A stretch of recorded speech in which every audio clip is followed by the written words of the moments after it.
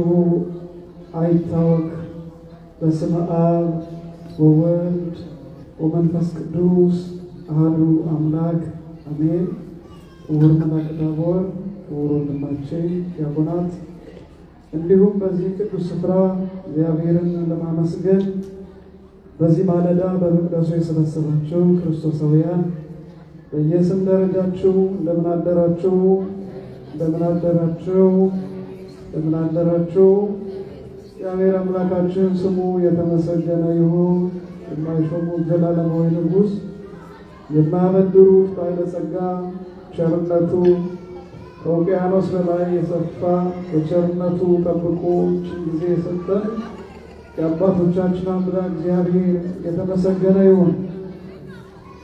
ዛሬ እንደ እግዚአብሔር ፈቃድ ዛሬው ዕለት ቅድስት ቤተክርስቲያናችን ለሕይወታችን፣ ለጤናችን፣ ለሰላማችን በዚህ ዓለም ውስጥ ስንኖር በሕይወት እንዳንዝል እንድንጠነክር እግዚአብሔር መንፈስ ቅዱስ በዚህ ጠዋት ሁላችንም ስጋችን በምትፈልግበት ሰዓት የሚያስፈልጋትን እንደምንመገብ ሁሉ መንፈሳችንም ደግሞ የእግዚአብሔር ቃል ያስፈልገዋልና ነፍሳችን መንፈሳችን እንድንመግብ ቤተክርስቲያን ያዘዘችን ለሁላችንም የታዘዘው የነፍስ ምግብ የዕለቱ ትምህርት የዮሐንስ ወንጌል ምዕራፍ 14 ከቁጥር 22 እስከ መጨረሻው ያለው ነው። ይህ ቃል በዚህ ጠዋት ለነፍሳችን የምንመግባትን የምናስተምራትን የምንሰማላትን ቤተክርስቲያን ያስቀመጠችልን ያዘዘችልን የጠዋት የዕለተ ሰንበት የነፍስ ቁርሳችን ነው። ስለዚህ ሁላችሁ ረጋ ብላችሁ ቃሉን እንድትከታተሉ በእግዚአብሔር ስም አሳስባለሁ። ከውጭ ያላችሁ ለተወሰነ ጊዜ ድምጻችሁን ቀነስ አድርጉና ወደ ዕለቱ ወንጌል እንድትመጡ አሳስባችኋለሁ። አርፍዳችሁ ለመጣችሁ ሲነበብ ላልሰማችሁት ደግሜ አነበዋለሁ። የዮሐንስ ወንጌል ምዕራፍ 14 ከቁጥር 12 እስከ መጨረሻ ያለው ቃል ያስቆሮቱ ያይደለ ይሁዳ ጌታ ሆይ ለዓለም ሳይሆን ራስን ለኛ ልትገልጥ ያለ እንዴት ነው አለው። ኢየሱስም መለሰ አለው፣ የሚወደኝ ቢኖር ቃሌን ይጠብቃል፣ አባቴም ይወደዋል፣ ወደ እርሱም እንመጣለን፣ በእርሱም ዘንድ መኖሪያ እናደርጋለን። የማይወደኝ ቃሌን አይጠብቅም። የምትሰሙትም ቃል የላከኝ የአብ ነው እንጂ የኔ አይደለም። ከእናንተ ዘንድ ስኖር ይህን ነግሬያችኋለሁ። አብ በስሜ የሚልከው ግን መንፈስ ቅዱስ የሆነው አጽናኝ እርሱ ሁሉን ያስተምራችኋል፣ እኔም የነገርኳችሁን ሁሉ ያሳስባችኋል። ሰላምን እተውላችኋለሁ፣ ሰላሜን እሰጣችኋለሁ። እኔ የምሰጣችሁ ሰላም ዓለም እንደሚሰጥ አይደለም። ልባችሁ አይታወክ፣ አይፍራ። እኔ እሄዳለሁ፣ ወደ እናንተም እመጣለሁ እንዳልኋችሁ እንዲሁም ሰማችሁ። የምትወዱኝስ ብትሆኑ ከኔ አብ ይበልጣልና ወደ አብ በመሄዴ ደስ ባላችሁ ነበር። ከእነርሱም ከሆነው በኋላ ታምኑ ዘንድ አሁን አስቀድሞ ሳይሆን ነግሬያችኋለሁ።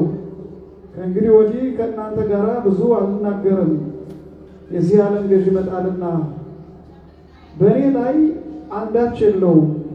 ነገር ግን አብን እንደወድ ዓለም እንዲያውቅ አብም እንዳዘዘኝ እንዲሁ አደርጋለሁ። ተነሱ ከዚህ እንሂድ። ስለ ቃሉ እግዚአብሔር ስሙ የተመሰገነ ይሁን። ከውጭ ይሰማችኋል? የተሰማ ነው ቃሉ ከውጭ ሁላችሁም ይሰማል? ስፒከሩ ይሰራል ከውጭ? አንዳንዴ ስፒከሩ ሳይሰራ ሲቀር የእናንተ ጊዜ ይሆናል ማለት ነው። አሁን የእግዚአብሔር ጊዜ ነው፣ የወንጌል ጊዜ ነው። ለትንሽ እንሰማለን። እንግዲህ በዚህ ረፋድ በእለቱ እግዚአብሔር መንፈስ ቅዱስ እንድንማርበት የታዘዝነው ይህንን ነው። በእግዚአብሔር ቃል ራስን መግራት፣ በእግዚአብሔር ቃል መጽናት፣ በእግዚአብሔር ቃል ማመን፣ በእግዚአብሔር ቃል መታመን እጅግ መታደል ነው፣ መመረጥ ነው። ስለዚህ ቃሉን በሕይወታችን እንዲያሳድርብን ፈቃዱ ይሁንልን። በዚህ ሐሳብ ውስጥ የምናገኘው ዋና ነገር የመጀመሪያው የአስቆሮቱ ያይደለ ይሁዳ ኢየሱስ ክርስቶስን ለብቻው የግል ምስጢር የግል መገለጥ የጠየቀበት ጥያቄ ነው። የአስቆሮቱ ያይደለ ይሁዳ የሚለው ስም ክርስቶስን ከሰቀለ በኋላ ለመጠሪያ ያልተመረጠ ስም ሆነ እንጂ ጥሩ ስም ነበረ። ይሁዳ የሚለው ስም ግን መጥፎ ሰው፣ ክፉ ሰው፣ ለእግዚአብሔር የማይታዘዝ ሰው፣ ገንዘብን የሚያስቀድም ሰው፣ ስግብግብ ሰው የስም ታሪክን ያበላሻል። ወገኖቼ የስም ታሪክን ያጠለሻል። እና የአስቆሮቱ ያይደለ ይሁዳ ወደ ኢየሱስ ክርስቶስ ቀርቦ ለዓለም ሳይሆን ራስህን ለኛ የምትገልጠው መቼ ነው የሚል ጥያቄ ያቀረበለት። ለምንድን ነው ይሄ ሰው ጥያቄ የጠየቀው ያለ እንደሆነ በወቅቱ የክርስቶስ መምጣት ምድር ላይ ካሉ ከክፉ ገዢዎች ከነበረባቸው ጭንቀት በአንድ ጊዜ ጠራርጎ አስወግዶ እኔ ነኝ ንጉሳችሁ ከእናንተን ማን ይነካል እንዲባሉ ነበር አስበው የነበረ። ይሄ ስህተት ነው። ዛሬም በእኛ ዘመን ክርስቲያን ሆነው እኔ ክርስቲያን ነኝ፣ ለእግዚአብሔር ራሴ ለይቻለሁ፣ ብዙ ነገር አደርጋለሁ፣ እጸልያለሁ፣ እመጸውታለሁ፣ እሱ ግን ለኔ የምጠይቀውን አይመልስልኝም የሚል ብዙ ጊዜ የግል ግንኙነት የሚያተኩሩ ብዙ ሰዎች አሉ። እንደዚህ አይደለም። የክርስቶስ ሐሳብ እንደዚህ አይደለም። የክርስቶስ ሐሳብ የኛን ሐሳብ የክርስቶስ ሐሳብ እንዲውጠው ነው የሚያስፈልገው። ያ ሲሆን ነው የኛ መልስ ለኛም ይሆነው። ክርስቶስ ለኛ የሚያስፈልገውን ያውቃል። ምክንያቱም የክርስቶስና የኛ ያለን እይታ አንድ አባት በጣም የሚወዳቸው ልጆቹን እንደሚያይበት አይን ነው እግዚአብሔር ለሰው ልጅ ያለው እይታ። ስለዚህ ብቻ መረዳት በቂ ነው። እንዴት ይሰጠኛል፣ መቼ ይሰጠኛል የሚለው አስፈላጊ አይደለም። እግዚአብሔር በዚህ ምድር ላይ በስሙ የሚያምኑትን ልክ አንድ ጥሩና መልካም አባት ለልጆቹ የሚያደርገውንና ልጆቹን የሚያይበትን ያክል እይታ እግዚአብሔር እኛን ያየናል። ሌሎችንም እንኳን ቢሆን ከዚህ በከፋ ያያቸውም እግዚአብሔር በምሕረቱ ባለጸጋ ስለሆነ ቸር ስለሆነ። ስለዚህ ያስቆሮቱ ያይደለ ይሁዳ አንተ ራስን የምትገልጥበት መቼ ነው እንዴት ነው ብሎ ነው የጠየቀው። ለዚህ ጥያቄ ኢየሱስ ክርስቶስ ሰኞ ማክሰኞ አላለው። የመለሰለት መልስ ምንድነው?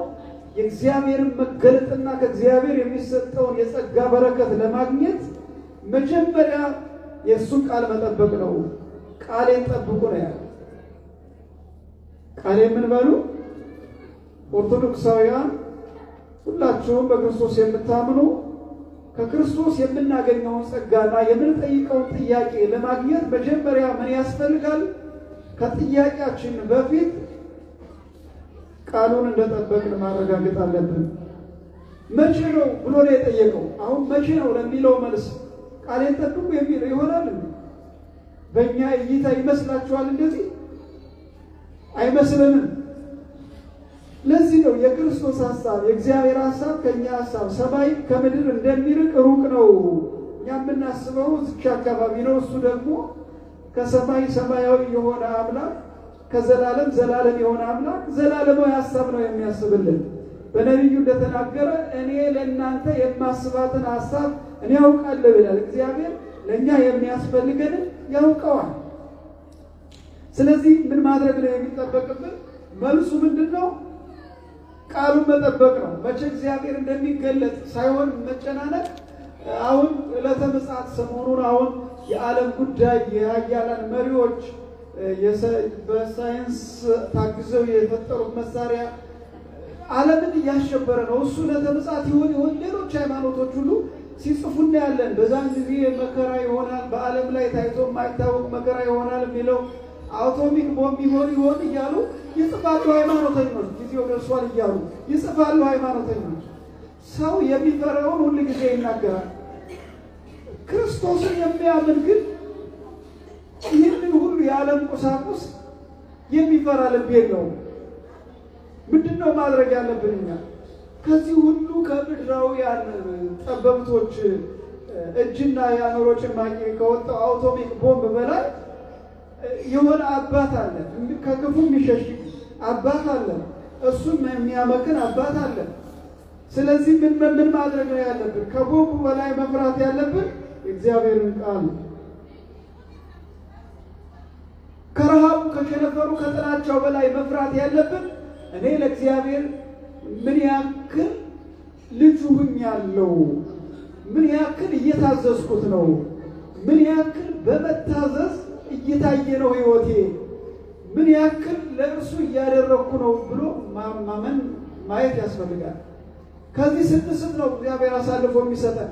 ከዚህ ውጭ ግን መከራ በዓለም ላይ ታይቶ የማይታወቅ መከራ በዛን ጊዜ ይሆናል ይላል። ያ ቀን እንኳን ቢመጣ መከራ የሚሆነው ክርስቶስን ለማያምኑት ብቻ ነው። ስቃየው የሚሆነው እልቂት የሚሆነው ዋልሞ ማይለቅት የሌለው የሰዎች የእንባ ብዛት እንደ ጎርፍ ጅረት የሚወርደው ክርስቶስን ለማያውቁና ለማያምኑ ብቻ ነው። ክርስቶስን ለሚያምንና ለሚያውቅ እሱ ኢምንት ነው። እንዲያውም ያ ቀን የደስታ ቀን ይሆናል። ቃለ ሕይወት ያሰማችሁ የሚባለው ያኮ ነው። ቃለ ፍስሐ ወሐሴት የደስታ ቀን ኑ የአባቴ ቡሩካን። አያችሁ የደስታ ቀን። ስለዚህ ይህንን የደስታ ቃል በመሻት በዚህ ምድር ላይ ያለውን ችግር የራሳችን የግል ችግሮች ቢጎትቱንም እንኳን ወደ ክርስቶስ መጓዛብ ለማደግ መወርወር በምን በእግዚአብሔር ፊት እየወደቁ እግዚአብሔርን ይቅርታ እየጠየቁ ንስሐ እየገቡ ዛሬም ያንተ ነኝ እያሉ ዛሬም ካንተ መራቅ አልፈልግም እያሉ ሁሉ ጊዜ ራስን እያደሱ መቀጠል ያስፈልጋል። ይሄ ከሆነ መከራው ስቃዩ ምኑ ቢመጣ አያስፈራንም። ለዚህ ነው ቅዱስ ዳዊት ልበ ንጹሐ ፍጥር ሊተ መንፈሰ ርቱዐ አዲስ ውስተ ከርሴ ኢትግፈኒ ቅድመ ገጽከ ቅድም ሲነበብ እንደሰማችሁ ልበ ንጹሐ አዲስ እግዚኦ ፍጥር ሊተ እግዚኦ ንጹሕ ልብን ፍጠርልኝ መንፈሰ ርቱዐ አዲስ ውስተ ከርሴ አዲስ መንፈስ አዲስ ልብን ስጠኝ ይላል።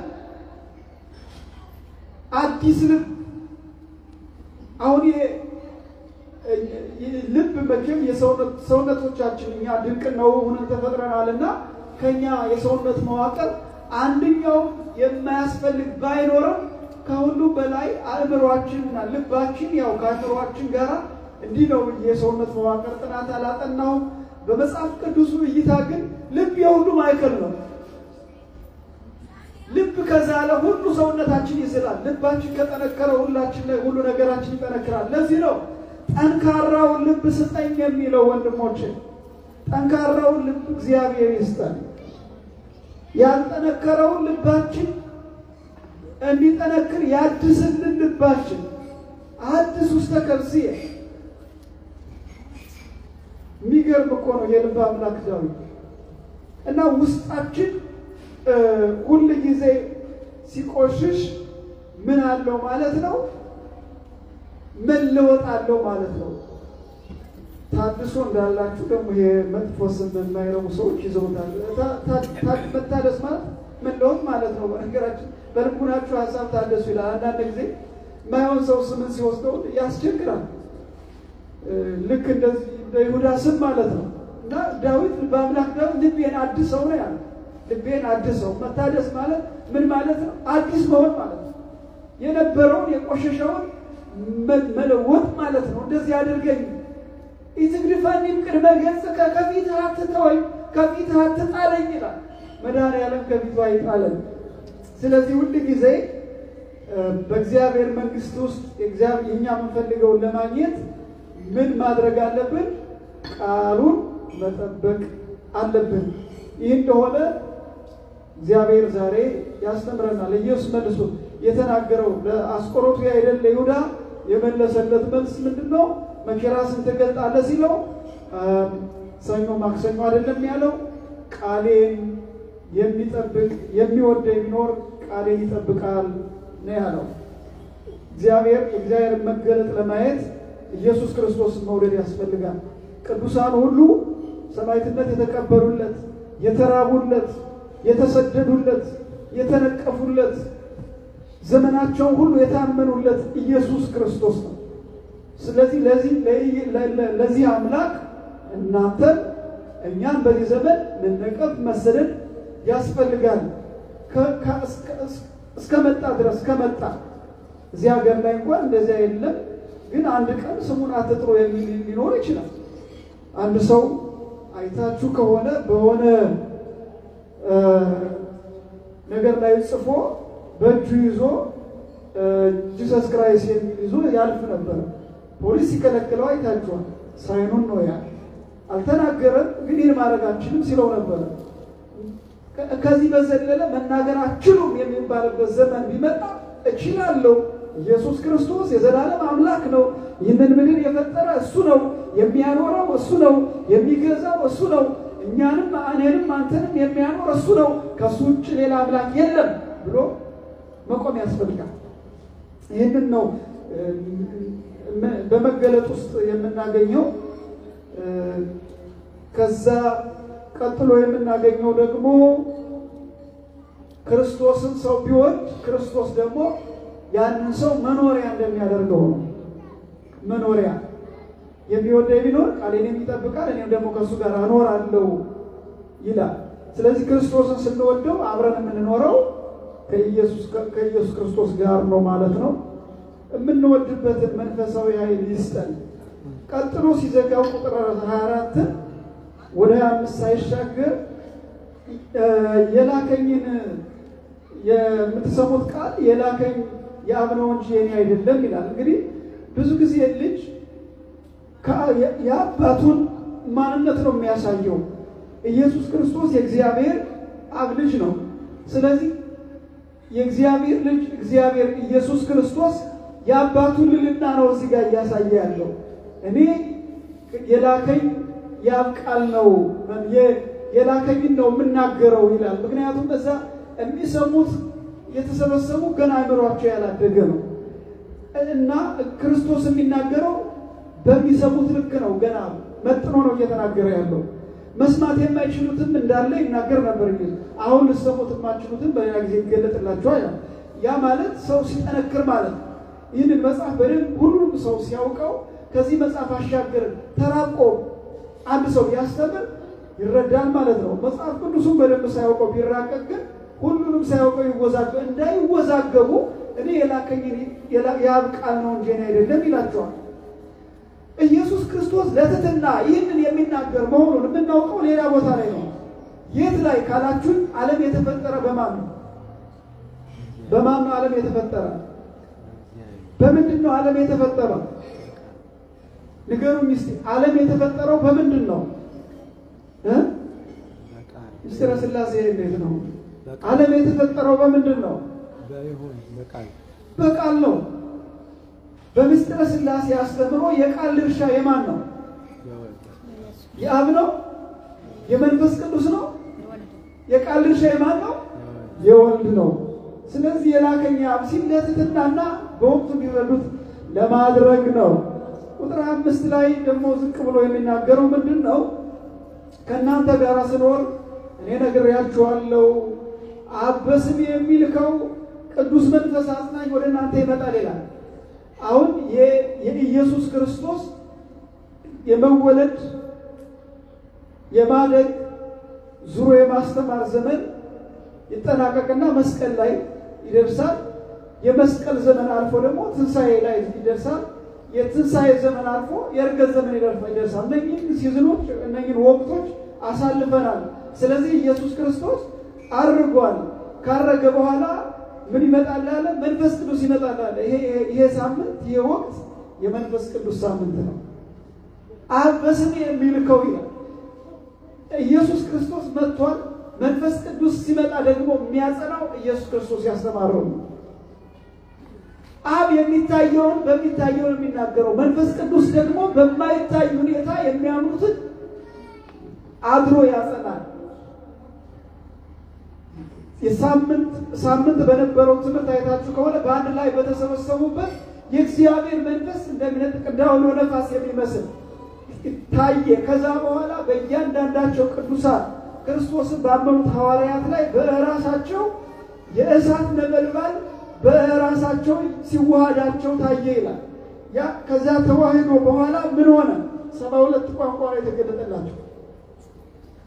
አያችሁ እዚህ ጋር አብ በስሜ የሚልከው የሚለውን እዚህ ጋር አገናኙት።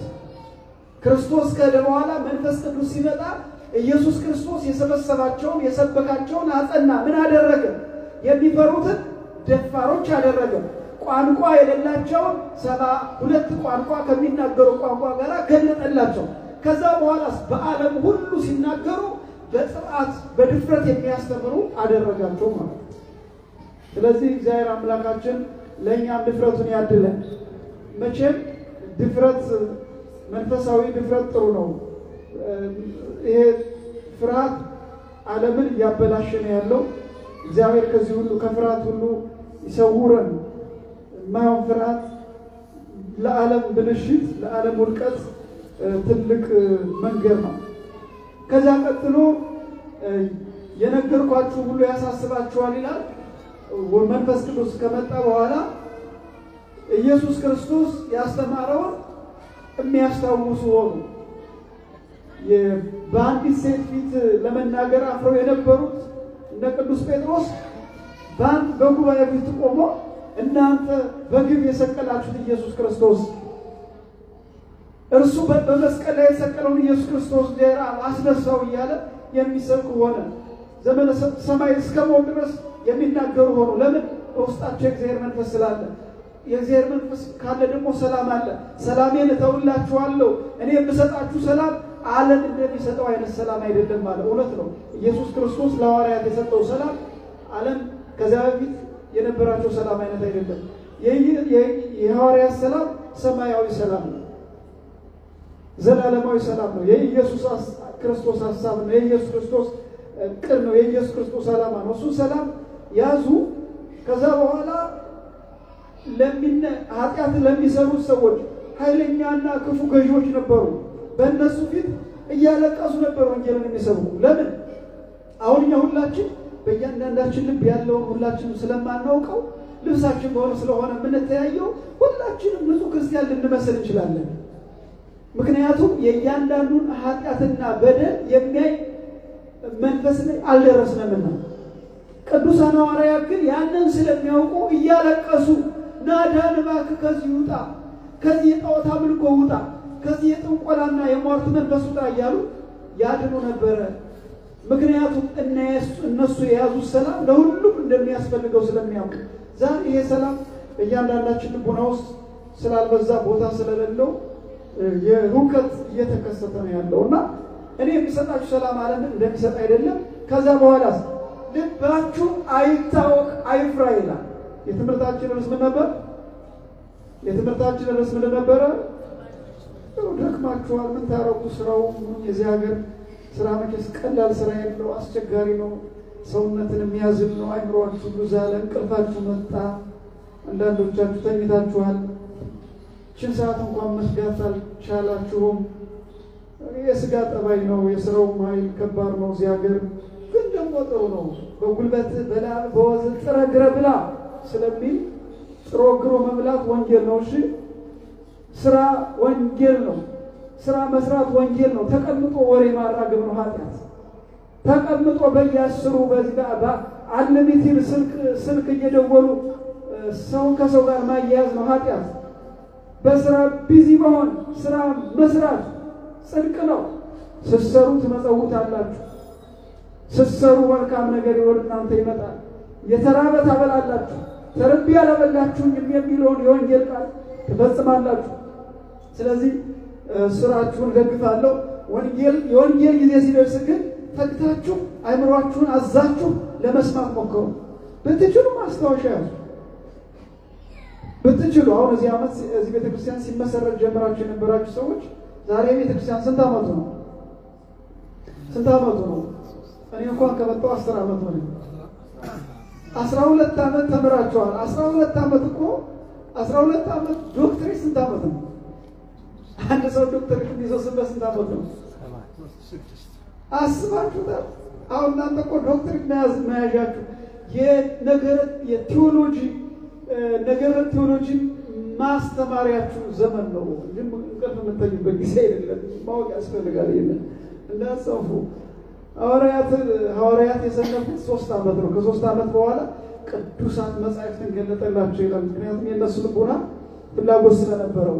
ይህንን የምነካካችሁ ለምንድን ነው? አእምሯችሁ ይፈልግ ማለት ነው። ይፈልግ። እግዚአብሔር ለሚፈልጉት ቅርብ ነው። እቤት ስትገቡ ዛሬ ምንድን ነው ያስተማሩት? ወንጌል እስቲ ላነበው። መልእክታቱ ምንድን ነው ያስተማሩት? በመልእክቱ ላይ ምንድን ነው በዕለቱ የተነገረው ብሎ ማንበብ ይጠይቃልና ነውና ምን አላቸው? ልባችሁ አይታወቅ አይፍራ፣ እኔ ሄዳለሁ፣ ወደ እናንተ እመጣለሁ እንዳልኋችሁ ሰማችሁ። የምትወዱኝ ብትሆኑ ከኔ አብ ይበልጣልና ወደ አብ በመሄዴ ደስ ይበላችሁ ይላችሁ ነበር ይላል። አሁንም የትህትና ቃል ነው የሚያስተምራቸው። ምክንያቱም በዙሪያው የተሰበሰቡት የኢየሱስ ክርስቶስን መሄድ መቼስ እንደው ወላጅ አገር ቤት ስትሄዱ ተሳፍራችሁ ወደዚህ ልትመጡ ስትሉ እስከ ኤርፖርት የሚፈሰውን ባያችሁት ሰው እያለቀሰ ነው የሚሸኛችሁ አይደል? መቼስ ያሏችሁ ቤተሰቦች የቤተሰብ አይነት ይለያያል። እድለኛ የሆነ እናት አባቱ እንደዚህ ደግሞ የአረፍተ ዘመን የገታቸው ከሆነ ቤተሰብ ብቻ የሆነ ሰው እያለቀሰ ይሸኛችኋል። ለምንድን ነው እንደዚያ የሚሆነው? ለጥቂት ጊዜ ቢሆን ከእሱ ልትለዩ ስለሆነ ነው። ቅዱሳን ሐዋርያትን ኢየሱስ ክርስቶስ ሊያርግ ሲል እያለቀሱ ስላስቸገሩት ከእሱ ሲለይ ያለቅሱበት ስለነበር ያዝኑ ስለነበር እሄዳለሁ፣ ስሄድ አጽናኙ መንፈስ ወደ እናንተ ይመጣል፣ አይዟችሁ አታልቅሱ ነው የዚህ ትምህርት ዓላማ። ከዛ በኋላ እመኑ ነው። እመኑ አስቀድሜ ነግሬያችኋለሁ ነው የሚላቸው። የዚህ ዓለም ገዥ ይመጣል። የዚህ ዓለም ገዥ የተባለው ዲያብሎስ ነው። የዚህ ዓለም ገዥ ሁሉ ጊዜ ከክርስቶስ የወጡትን ሰዎች እየተቀበለ ይገዛል። የዚህ ዓለም ገዥ ሰይጣን ነው። እሱ ሲመጣ ያኔ የክርስቶስ ከሆነ ማንም ሊይዛችሁ አትችሉም። የዮሐንስ ወንጌል ምዕራፍ 10 ላይ በጎቼን እኔ አውቃቸዋለሁ፣ ከእጄ ማንም ሊነጥቃቸው ሊወስዳቸው አይችልም ይላል። በዚህ ዓለም ያለ ኃያል ማንም ቢሆን ከክርስቶስ እጅ የክርስቶስ ከሆነ ከእጁ ሊነጥቀን የሚችል ማንም የለም። እሱ የእሱ ለመሆን ነው የዚህ ጠዋት የትምህርታችን ዓላማ። ልባችሁ አይታወቅ። በዚህ ዘመን የልብ መታወቅ ምድርን እያናወጠ ነው። መሪዎች ልባቸው ታውቋል፣ ልባቸው ታውቋል። በዚህ ዓለም ውስጥ ያለውን ነገር ብቻ የሃይማኖት መሪዎች ልባቸው ታውቋል። የሀገር መሪዎች ልባቸው ታውቋል። መንግስታት ልባቸው ታውቋል። ለምን ነው የታወቀው? ለምንድን ነው የሚያሳውቀው? ያን እንደው ፍርሃት ነው። ፍርሃትን የሚከተል ያለን ማን ነው? ያለን እንደሆነ ሰይጣን ነው። ሰይጣን በሰው ልቡና ውስጥ ቦታ ሲይዝ እረፍት አይሰጥም። ሰው ከሰው ጋር ያጋጫል። ኢየሱስ ክርስቶስ ቦታ ሲይዝ ደግሞ ለሰው ሁሉ ሰላም ይሆናል።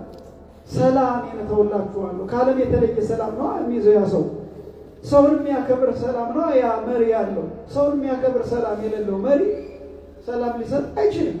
ስለዚህ ሰላም በሌለው ሰው ሰላም ትጠፋለች። ሰላም በሌለው ሰው ሰላም የሚኖሩ ሰዎች ሰላማቸውን ያጣሉ። ስለዚህ ንጉሠ ሰላም ኢየሱስ ክርስቶስ ሁሌ ጊዜ ሰላማችንን ይሰጣል። ከሰው ባናገኝ አይምሮአችን ሰላም ከሆነ ማን ይነቀንቀናል? ብዙ ጊዜ እኮ ሰላም የሌላቸው ሰዎች አሁን እዚህ ሀገር በትልቅ ፍርሃት ውስጥ የሚኖሩ አሉ። በኪሳቸው መከላከያ የኤሌክትሪክ መከላከያ የሚይዙ አሉ። እናንተ ስለማታውቁ ነው። አንዳንድ ጠለቅ ብለን ብዙ ማናውቀው ነገር አለ። መሳሪያ ገዝቶ በኪሱ የሚይዝ ሰው ይኖራል እዚህ ሀገር አላውቅም። ይሄ ሁሉ የሚያመጣው ምንድን ነው? ሌላ ሰው የሆነ ነገር ያደርገኛል ብሎ ስጋት ነው። የእግዚአብሔር ሰዎች ግን እንደዚህ አይደሉም። እኔ የምሞተው በታቀደልኝ ቀን ነው። የኔን ቀን ማንም አይወስዳትም። የኔ ቀን የኔ ናት። እሱ ባላቀደው ቀን እኔ አልሞትም ብሎ ነው የሚያምነው። ስለዚህ ምን ነው ይኖራል? ደስ ብሎት ይኖራል። በፈለገ ወጥቶ በፈለገበት ገብቶ ይኖራል። እንደዚህ እግዚአብሔርን የማያምኑ ሰዎች ለመኖር የሚጓጉ ሰዎች ግን እንደ ሰው ይኖራሉ። ወንድሞቼ ስለታመማችሁ ስለታመማን ሰው አይሞትም። ስላልታመመም ደግሞ ሰው ሰላም አይኖርም። ፊዚካሊ የማይታይ ህመም ያለበት የሆነ የውስጥ መረበሽ የልብ መረበሽ በፊዚካል ላይታይ ይችላል። የሆነ ሰውየው ውስጥ ነው የሚያውቀው። በውጭ ልብስ ለብሷል አልጋ እስካልያዘ ድረስ ሰውየው ደህና ነው የሚመስለው።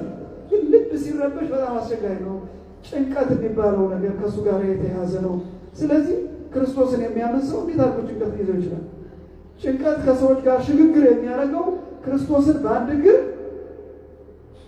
ዓለምን በአንድ እግር የምንፈልገውን አንድ የሆነ የማይጠቅመን ነገር በአንድ እጃችን ክርስቶስን በሌላ እጃችን ስንይዝ ያን ሽግግሩ ላይ ፋይት አለ፣ ጦርነት አለ። ስለዚህ መልቀቅ ያስፈልጋል። ጭንቀትን ለቆ ቢኖረኝም ባይኖረኝም አንተ አምላኬ ነህ፣ በቃ በአንተ እታመናለሁ ማለት ያስፈልጋል። እና አቡነ ኪሮስ እንደዛ ያደረጉት ዛሬ ሰኔ 8 እመቤታችን ከዓለት ላይ ድንጋይ ፈልቆ ሰዎች የጠጡበት ቀን ነው። ያን ያደረገው ምንድን ነው? እምነት ነው። የድንግል ማርያም እምነት ታቢው ነፍሴ ለእግዚአብሔር። እና አቡነ ኪሮስ ከሀገራቸው ተሰደው ኢትዮጵያ ሄደው ያን ሁሉ ስራ የሰሩት ምንድነው? እንደዚህ ያሰራቸው የማያውቁት ሀገር ሄደው እምነት ነው። ዛሬም ወንድም የዚህ ሀገር ማታውቀው ሀገር ላይ ታውቀህ እንድትኖር ሰርተህ እንድትኖር ያደረገ እምነት ነው፣ እግዚአብሔር ነው። በርታ በዛ፣ በርቺ በዛ። እግዚአብሔር ከዚህም በላይ በሰፊ ያበረታና ልባችሁ አይታወቅ፣ በክርስቶስ ጽኑ። እግዚአብሔር ከሁላችን ጋር ይሁን። ያስተማረን የመከረን የአባቶቻችን አምላክ ምስጋና ለስሙ ይሁን። ይቆየን። የዛሬው የትምህርታችን ዋና መሪ ሀሳብ እዚህ ላይ ጨርሰናል። በሚቀጥለው